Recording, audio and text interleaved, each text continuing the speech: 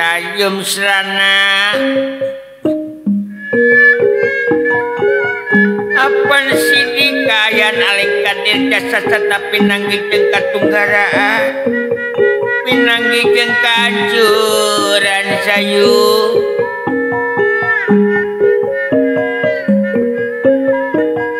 nakamane make jeung nanyakeun aya naon ningali karaton belah kitu geus tutung tiduruk ku si Anoman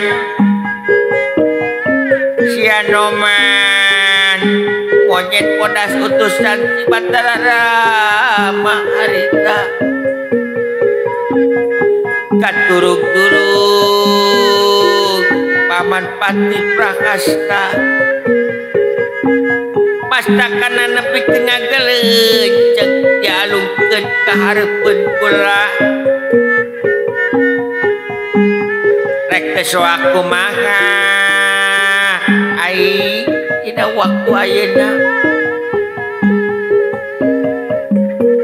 katurug-turug adi akang nu dipikanya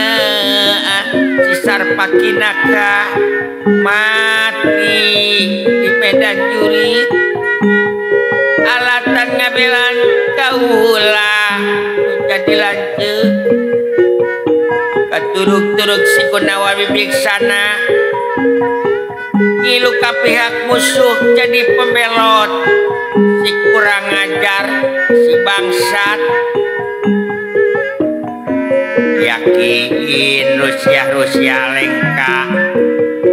dibejakeun taku si kurang ajar anu mata kalengka tara orang keunggulan